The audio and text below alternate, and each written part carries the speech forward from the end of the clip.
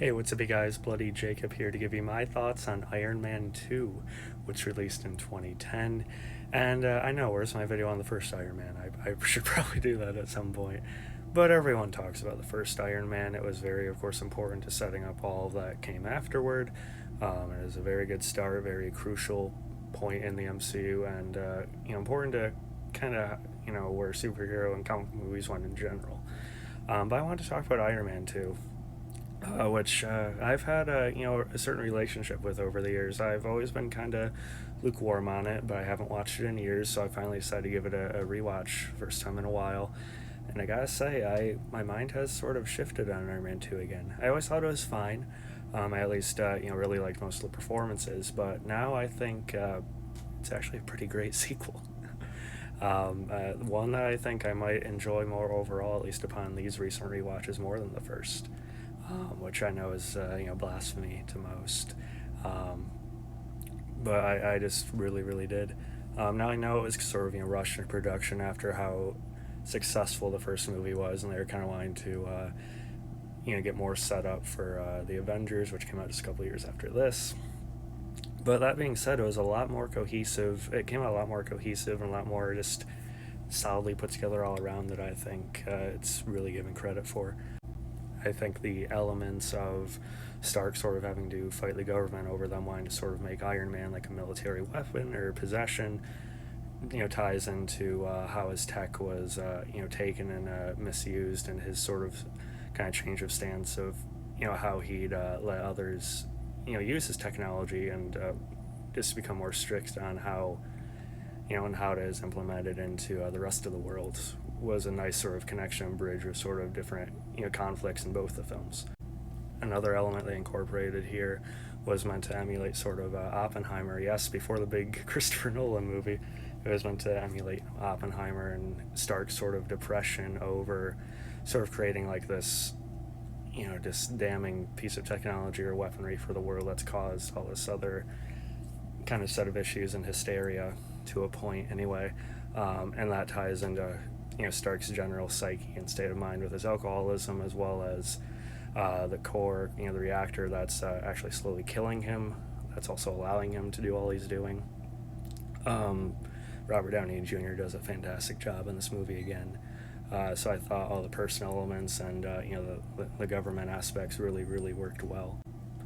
You have our main two antagonists here, of course, Mickey Rourke playing Whiplash, tying into sort of like an error in Stark's father's past, as well as Guy Pearce, or Sam Rockwell, excuse me, as Justin Hammer. With Hammer initially being sort of this, tycoon executive type who's trying to, push and, implement these checks and balances on Stark, but then you find, of course, he has his own agenda with wanting to take advantage of, the change of the world and the technology out there, and kind of using Whiplash as sort of like a linchpin and a heavy to carry out this vendetta against Stark, through this guy's past with his family. Both you could argue aren't really the most memorable villains. Hammer sort of comes back for Iron Man 3, which is its own discussion.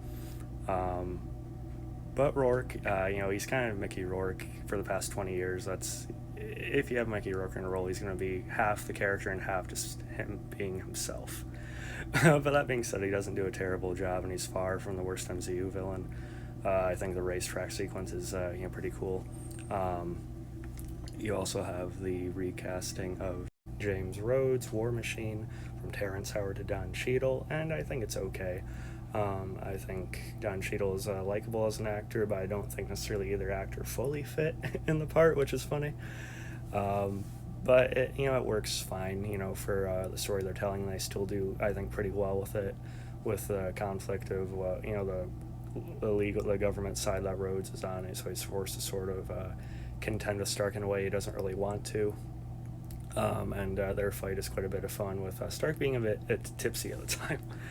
And of course, they end up aligning and are able to sort of team up towards the end of the movie with the new Sentry robots, the Hammer robots programmed by Whiplash. It's an awesome sequence to end the movie. I think it was just a lot of fun and is honestly more entertaining than a lot of the later films, to a point anyway.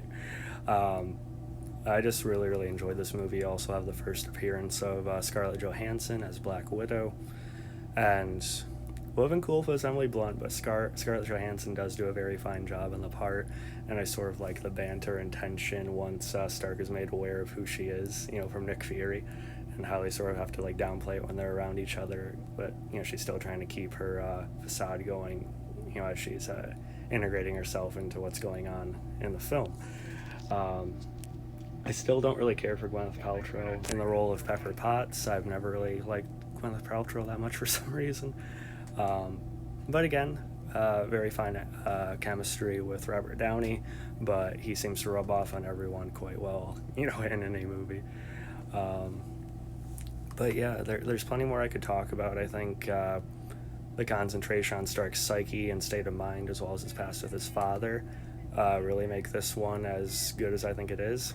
But the action's still just top notch, and I think it has a lot of entertainment value. It does sort of drag a bit in the middle, but I really don't. It's a case of not knowing what I would take out either. So yeah, in the end, I think Iron Man 2 is actually a great sequel, one I might prefer, at least on most days, to the first, despite really liking the first. And I think it's damn underrated and overlooked, and maybe should be reevaluated a bit. Maybe. At least for me. But yeah, if I had to rate it, I'm giving it a, B plus, A minus, somewhere in there. Could go up. We'll see. Yeah, follow me on Twitter, Instagram, TikTok, of course. And peace.